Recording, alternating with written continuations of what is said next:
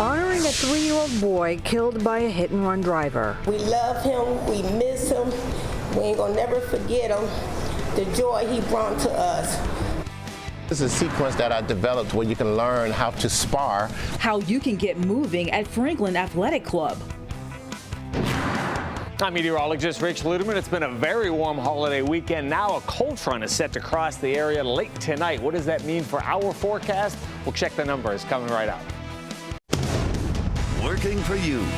Fox 2 News at 10 starts now.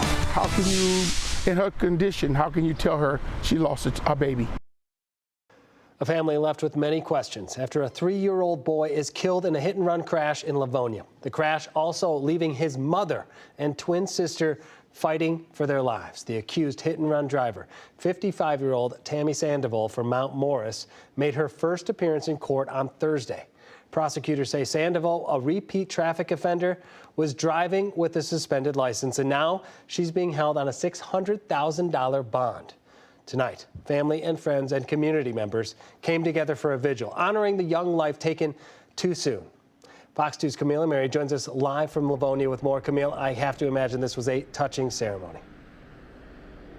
It was an absolutely beautiful vigil. It was supposed to be outside the church here. This is the family's church on Merriman. And because of the weather, because of the rain, they moved it inside.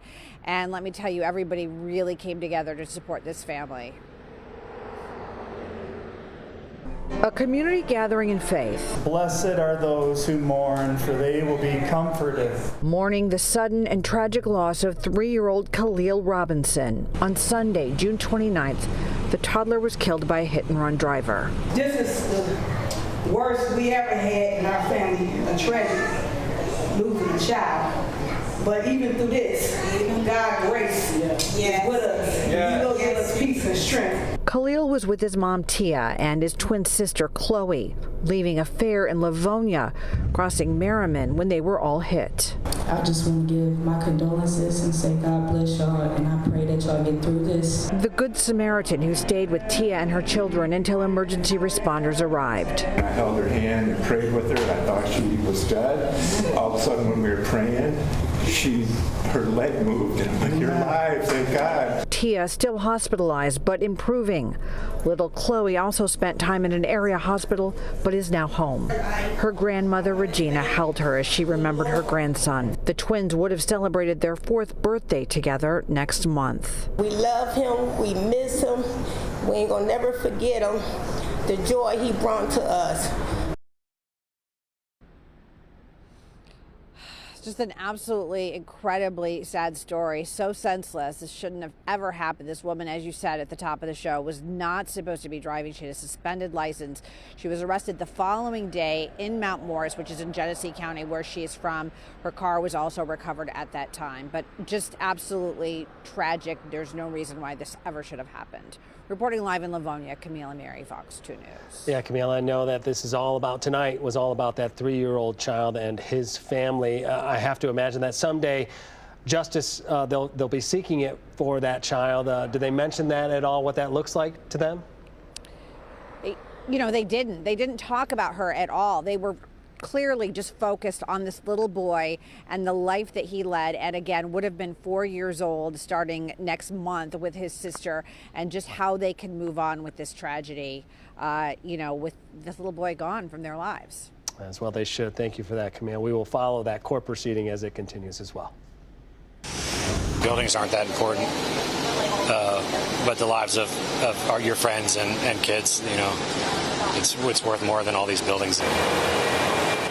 And developing tonight, residents in south central Texas are faced with devastation after flash floods on the Guadalupe River rose about 26 feet within 90 minutes. The damage goes on for miles, including destroyed buildings, overturned mobile homes, and flipped over cars. At least 51 people are confirmed dead, with over 20 young girls at Camp Mystic that are still unaccounted for.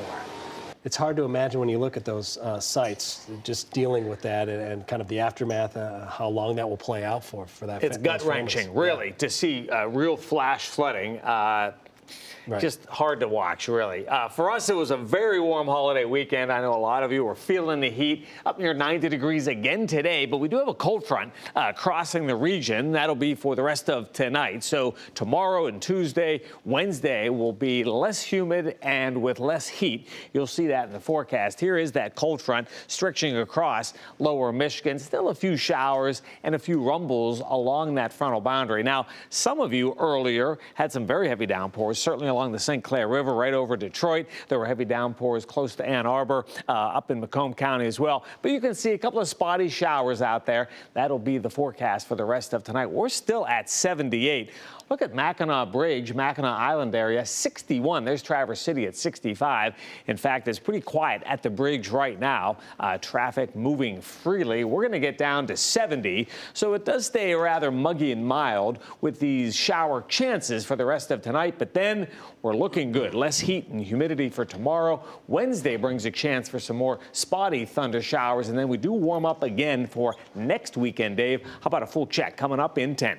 All right, Rich, thank you very much. A news alert to tell you about out of Bloomfield Township, where police are searching for a missing 17-year-old. Last night, Jerome Ewing left his home on Franklin and Corton Road without his wallet or his phone. Police say Jerome is legally blind and has developmental delays. He was last seen wearing a cream-colored shirt and a turquoise pair of shorts. He was carrying a black backpack, and anyone with information on Jerome's whereabouts is asked to call the Bloomfield Township Police Department. Parents still have the responsibility to ensure that they know where their children are and that they are supervised. A toddler hit by a stray bullet, and now Detroit's police chief pledging to crack down on kids who are staying out too late. That's because the person suspected of firing the shot is a minor. The 2-year-old boy was shot while just watching fireworks with his family late last night on Marion Street near Van Dyke in 94. Someone fired a shot during a fight at a nearby park. The toddler is expected to survive. 2 young people remain in custody. Police say they will step up enforcement of the city's curfew rules. Also developing tonight, investigators are still looking into the cause of a deadly house explosion that happened over on Detroit's east side. The house on McCormick near Moross blew up at around 4 o'clock yesterday afternoon, and this is what it looks like now. A woman in her early 40s was killed. A 46-year-old man was in the house and was burned, but is still alive. The house itself was leveled. 2 other homes caught fire. Crews are still working to clean up this mess. And check out this, a massive mess at Detroit Metro Airport. This was Friday at the Spirit Airlines maintenance facility. That white stuff you see, well, that's foam. Lightning in the area triggered the fire suppression system, causing that foam to go everywhere.